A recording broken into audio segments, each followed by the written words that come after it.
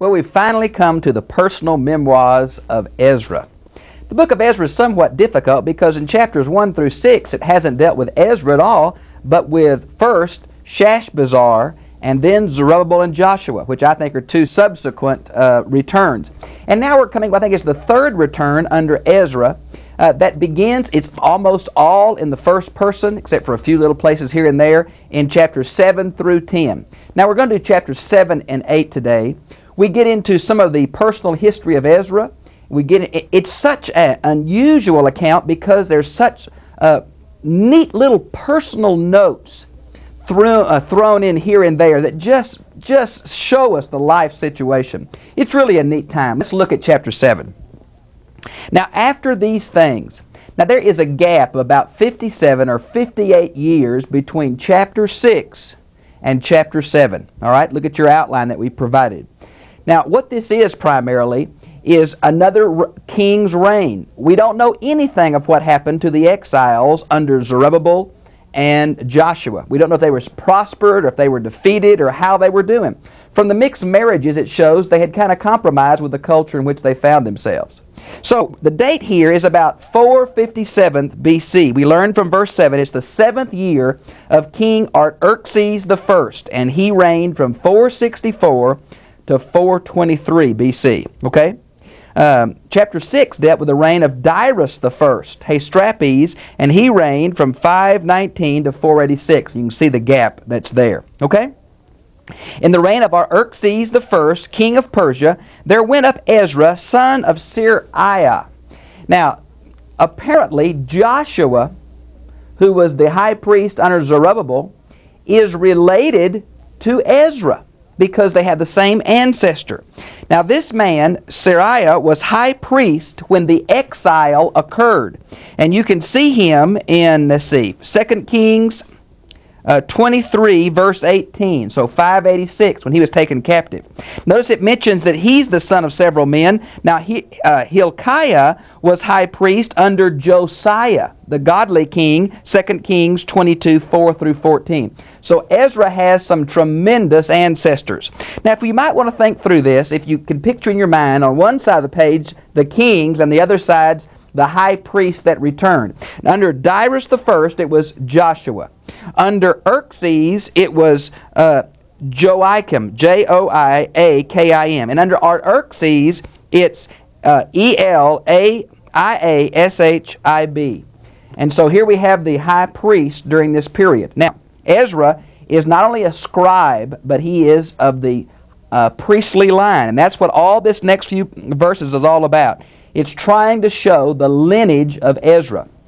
Remember back in the earlier chapters, they were so picky about the priests being able to document their lineage. The lineage was very important to the Jews to show they were the returning people of God and to somehow deal with the inheritance problem from the Old Testament.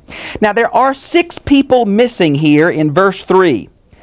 6 names. Some say 7, but I think only 6. And you might well see 1 Chronicles 6, 3 through 15, where the full list of ancestors is given. In all the genealogical lists in the Old Testament, sometimes son means grandson, great-grandson, great-great-great-grandson, and on and on. When it calls him son of Sarai, it means great-grandson, up in verse 1. So here's an example of Hebrew genealogy. Now, notice in verse 5, we're going back to Phinehas and Eleazar and Aaron. Now, this is one of the major lines of the priest. The Levites, the tribe of Levi, were designated the servants, and they took the place of the firstborn as far as those dedicated to God to serve Him. Later on, the family of Aaron was marked out to be the priest inside the tribe of Levi. And so now Aaron's sons is what we're going to find through here, and the ones returning under Ezra are of both Ezra's sons, while the ones returning under chapter 2, Zerubbabel, were only of one line, the Zadok line. But here we have both of them, and they're both restored to priestly service. Notice in verse 6, this Ezra went up from Babylon. Now this went up is not topological, it's theological. To the Jews, going to Jerusalem meant always going up, even though sometimes it was physically down. From Babylon. Now remember, Nehemiah is going to come from Susa, but Ezra comes from the capital city of Babylon. And he was a scribe. Now the word scribe Ezra is such a big figure in rabbinical Judaism. Matter of fact, from the apocryphal book, 2nd Ezra, chapter 14, they say he edited all of the Old Testament and wrote 70 mystery books. Well, Ezra may have been an editor, but or a compiler. But he is primarily, he started the great synagogue, they think. And so it's a very, very important figure in rabbinical literature. Notice it calls him skilled in the law of Moses. Now the word skilled means rapid. You might want to see Psalms 45:1. The law of Moses, and by the way, I do not hold to the JEDP theory of source criticism. I believe that Moses was involved in the compilation of oral and written sources that we know as Genesis through Deuteronomy, called the Pentateuch, which the Lord God of Israel had given. Notice it's not the law of Moses, it's not the law of man, it's not simply a variation of Hammurabi's code. It's a particular code given by God for theological as well as social reasons. Remember that.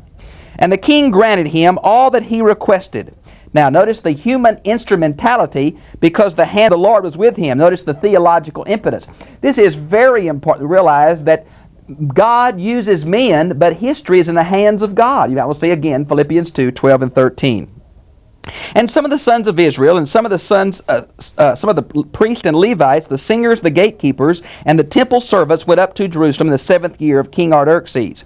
Now this list here of these different kind of temple services is also found back in chapter 2. And we're going to talk about particular ones of them over in verse 24, the Nethinim particularly.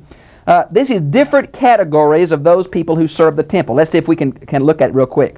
There are the priests who offered sacrifice and offered sacrifice. Then there was the Levites who helped the priest and also taught the people.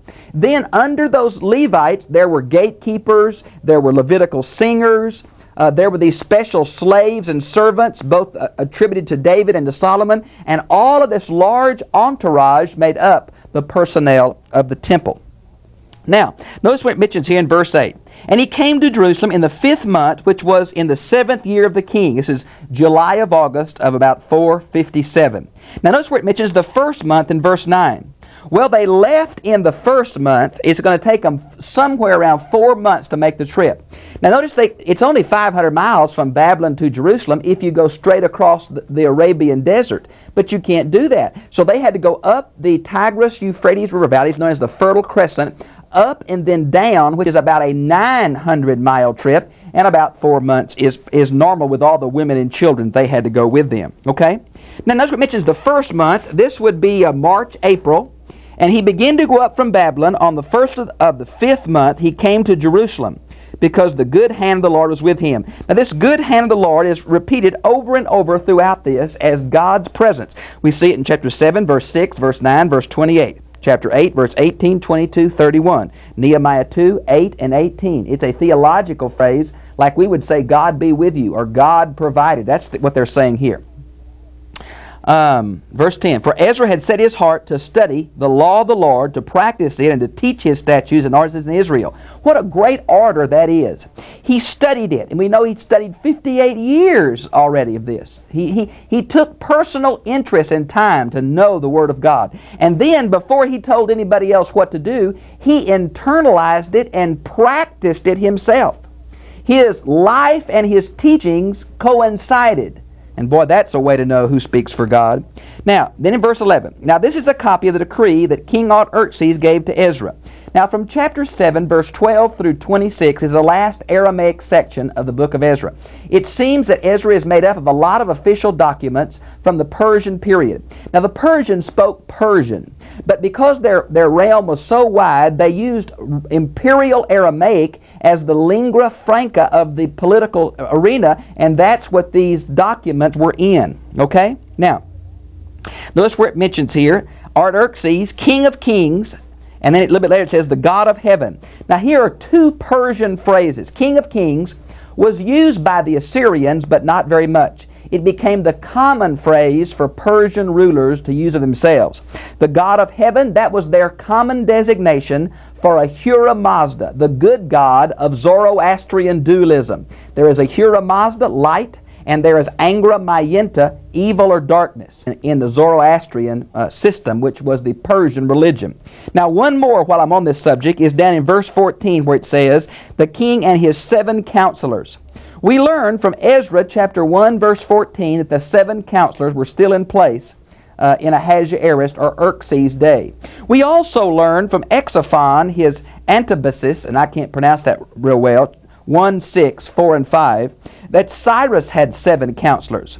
We also learn from Herodotus, chapter 3, section 84, that these 7 families were characteristics of the Persian rulers and probably were the noble families that helped them. And they had unrestricted access to the king. So here we have Persian phrases. The reason I bring that up, there's been much debate over that these aren't true historical documents because there's so much Jewish phraseology in them. Well, it's true there's Jewish phraseology because I believe the Persian people used Jews to help write them.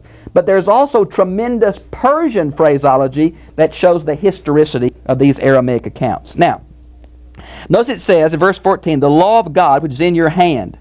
Ezra apparently was known for his ability to know, discern, and interpret the law of Moses. Also, notice he had the law of Moses. It wasn't something that was later developed. Now, notice we have to bring silver and gold, which the king and his counselors have freely offered to the God of Israel, whose dwellings in Jerusalem. Now, verses 15 through 20, we see 4 sources of revenue for not only the returning trip, but the sacrifices to be instituted in Jerusalem. Okay? Now, first is silver and gold, and apparently it's a free will gift from anybody they can find, including the king's going to help and his counselors. Number 2, it's a free will offering from the Jewish people. Number 3, down in verse 19, the utensils. Now, this does not seem to be the utensils from the temple, which were given to Zerubbabel many years earlier. But this seems to be gold and silver vessels that Jewish people or the Persian nobility or whoever gave to Ezra to sell, to use the money for the temple. And finally, in verse 20, we say the rest of the needs are to be met from the temple treasury. Now, not the temple treasury in Persia, but the temple treasury from the region or the area called beyond the river, which would be Syria and Palestine and going down as far in Egypt as we could. So that's the 4 sources of revenue here. Notice in verse, 22, it mentions 100 talents, 100 cores, 100 baths. Now I want to take just a moment with you, and I've showed you this book before, Ancient Israel by Roland DeVoe. There are 2 volumes. Volume 1 is the social institutions, and Volume 2 is the religious institutions. I want to take a moment in this Volume 1, I'm going to start on page 201, to show you the different measurements and what they mean. Now, a homer equals a core, and that's the largest one. Then an ephah equals a bath, and there are 10 of those to 1 homer. And then we have a selah, and there are 30 of those to 1 homer. And then we have a hin, there are 60 of those to 1 homer. And then we have another spelling of a homer, also called a seron. There's 100 of them to a homer. And then we have a gab, there's 180 of them. And then we have a log, there's 720. Now, before I leave this measurement table, I want to show you the weight measurements as far as money, and that's found on page 205 of Volume 1. A talent is the highest. A mina, there's 60 mina in a talent. There's 3,600 shekels in a talent, and there's 72,000 gura in a talent. And there we see that monetary equivalent. Now, listen to me. It is very difficult to go back and put a modern gallon or quart or dollar equivalent to this. These were large measurements, but we really can't say how much it would be equivalent to in our day. First of all, we're not sure about the measurements precisely. The measurements I gave you are from the book of Ezekiel, from Rabbinical Judaism, and from Jerome. And that's, late. So we're not certain about what they are, and so we can't be dogmatic. Now, notice if you would in verse 23 where it says, whatever is commanded by the God of heaven, let it be done with a zeal for the house of God of heaven, lest there be wrath against the kingdom of the king and his sons. Now, it's interesting to note that in this year, 457 BC, there was a revolt in Egypt under Artaxerxes I, and maybe this is an allusion to that. Now, this idea about setting up the local deity's temple and reinstituting their sacrifice in very precise ways was part of the Persian Empire. We saw it under Cyrus, we saw it under Darius, and here it is again under Artaxerxes. And it's a very common aspect of the Persian period. We'll see chapter 6, verse 10. Now notice in verse 24 we have these no tax to the Levites or priests, and then we mentioned the priests, the Levites, the singers, the doorkeepers, and the Nethinim are the servants of the house of God. You might want to see the list of chapter 2. I believe it begins in about verse 43 through 54. This name Nephilim does not appear anywhere else except in Ezra and Nehemiah, and they were assistants to the assistants. There's many foreign names included, which means they were probably somewhat like people who were captured and became temple servants. And so it was originally a slavery deal, but became to be a voluntary thing. A very, though it's hard work, it was a tag of respect in its day. Okay. Now verse 25. And you, Ezra, according to the wisdom of your God, which is in your hand, appoint magistrates, judges, they may judge all the people who are in the province beyond the river. Now we learn from Persian documents that there are two types of administration under the Persian system. There was the political satraps who really controlled the provinces, but as the Persians allowed local worship, they also allowed local law and order according to the custom of the people of that land. So Ezra was dictated by the king to set up this local, provincial law and order based on the law of Moses, and that's, of course, what he did. Now, verse 26. Moreover, or however, whoever will not observe the law of your God, the law of the king, let judgment be executed upon him strictly, whether for death or for banishment or for confiscation of his goods or for imprisonment. Now, here are the different ways under a legal system that a man could be punished. And this is, we found, quite the setting of Ezra and Nehemiah's day. Now in verse 27, here's the prayer of Ezra. The Hebrew section begins again. Blessed be the God of our fathers. Notice in verse 28, has extended us loving kindness to me. Now I mentioned to you in a couple of lessons before, there are two special Hebrew words used to describe the covenant God and his relationship with Israel. The word is Yahweh, and you see it here in verse 27. It's when the word Lord's in all caps. It's YHWH from the Hebrew verb to be. Now the second characteristic word or verb is in verse 28. My New American Standard makes it loving kindness. King James has it mercy. It's the Hebrew word hesed. It speaks of God's covenant loyalty. And of course these folks returning to rebuild the nation of Israel needed to hear about God's covenant loyalty. Notice Ezra attributes his strength to God and not to any academic acumen he may have, or physical strength, or political power. Now in chapter 8, this is a chapter that deals much like a registration of the people that returned. It deals with him preparing for his trip, finding he needed some more Levites, procuring them, and then moving on to Jerusalem. And so chapter 8 is kind of a summary of this. Now these are the heads of the fathers' households and the genealogical enrollment of those who went up with me from Babylon in the reign of King Artaxerxes. There's a little bit of difference between this and what's listed in chapter 2. Although the families are still in place for the most part. Okay, Joab of chapter 9 seems to be listed twice, or a separate Joab, we're not sure. He's mentioned quite often in Pahath Moab, but Pahath Moab is also mentioned in verse 4, so it causes some problem for us to be sure about Joab. Now, there are a few that are missing here, particularly two. But we find them in the Apocrypha book, 1 Esdras 8, 32 and 36. And that would be Zattu, verse 5, and Bani, verse, and I forgot to write the verse down. So you can find Bani in there. And wherever it is, that's where it fits. This Apocrypha book has helped us tremendously in these geographical tables, because it really is quite accurate when you compare Ezra 2 with Nehemiah 7. And that's the two other lists that we have. It's interesting to note that both groups of Aaron's children, Phinehas and also Ithamar, are included here. Now, Phinehas is recorded in Exodus 6, 23 through 25, and Ithamar in Exodus 6, 23. Now, originally, only Phinehas's line could be priests, but after the return, both of those sons' lineage could be priests again. It's also interesting to note that in verse 2, we have a descendant of King David, just like Zerubbabel, 1 Chronicles 3:17 and following. Let me skip down a little more. Oh, and verse 13 is an interesting phrase. It says, the last ones in my New American Standard. We're not sure what that means. The phrase is very difficult in Hebrew. Because of the families mentioned here, it may mean that some returned under Zerubbabel and the rest of the family returned under Ezra, and that's what most scholars believe this phrase means. In verse 15, it was found they didn't have any Levites. There are a lot of priests, but no Levites. And the priests didn't want to do all the work. The Levites did all the heavy work for the priests. And so the priests wanted some Levites to go with them. So what Ezra does is send a delegation to a particular locale mentioned in verse 17. Apparently, it was a large Jewish settlement that had many Levites there that could trace their ancestry.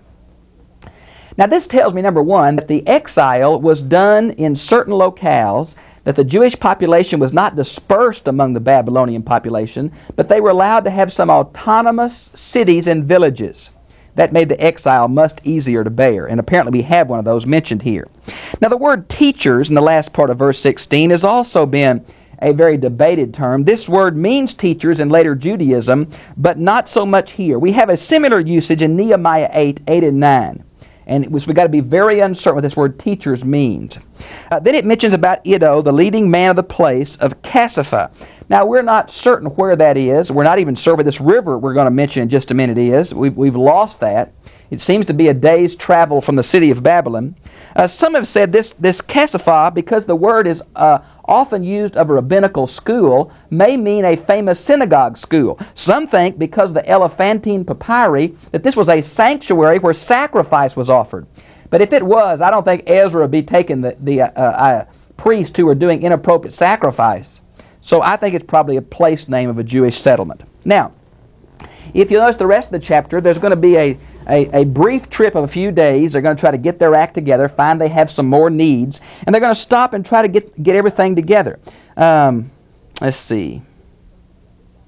Oh, look at verse 22. And this is such a personal note. This is strewn through these last few chapters. Listen to Ezra. For I was ashamed to request from the king troops and horsemen to protect us from the enemy on the way, because we had said to the king, quote, the hand of our God is favorably disposed to all who seek him, but his power and his anger are against those who forsake him. Listen to what Ezra said. He had all this money, a lot of money, tons of metal, silver and gold and stuff. He says, if I'd asked the king for troops, it would have been incongruent, because I told the king that the God of heaven would protect us. And here I'm asking for troops, so I was afraid to ask. So I'm going to set a special fast day to pray and ask God to protect us on the way home, because there are many robbers and bandits. Do you catch the note of a man thinking in his heart, I can't do that. I've said this. I've got to be faithful to what I've said. I've got to be a man who acts on faith. Isn't that a very personal note? Now, just for a little sideline, Nehemiah chapter 2, verses 7 through 9, Nehemiah is going to ask for troops. And people have said, well, Ezra's more spiritual. No, my friends. Ezra acted out of the faith that he had as a religious leader, and Nehemiah acted out of the faith he had as a political leader. There is no contradiction here. One's not more faithful than the other. It's just two different ways of doing something. It's much like Romans 14 in the New Testament. But isn't that an unusual little sideline as he rationalizes in his heart? He'd like to have troops because he's kind of afraid, but he says, no, I'm going to trust God, and if I don't, the king's going to think that that God's not a faithful God. And so Ezra leaves without troops on this very dangerous time. For we learn from history there were many revolts the first years of Artaxerxes I, and Egypt was possibly in full-blown revolt at this time. It's an interesting sideline that later on we learned that some of the revenue that was taken from these provinces and moved around, they had 20,000 troops to protect them. So you kind of see Ezra's need for a fast here. And he trusts God, but he's going to have a fast day anyway. Now, notice he set apart the 12 leading priests. Now, as you know, there were only 4 families that returned under Zerubbabel. David divided the priests into 24 divisions that they could have separate times at the temple. We've seen here that the word 12 is used throughout this chapter. Now, whether there were examples of 12 different tribes, we're not sure, but he divided the priest into 12. Notice down in verse 35 that everything is divisible by 12, except the lambs, which is 77. Now some have said because of the apocryphal book of 1 Ezra chapter 8 verse 66, which has 72 lambs, which is a multiple of 12, there's a misprint here. I'm not certain. I don't think that Ezra thought that he was bringing all the tribes back, but the word 12 was a very important number. 7, 12, 40, 70.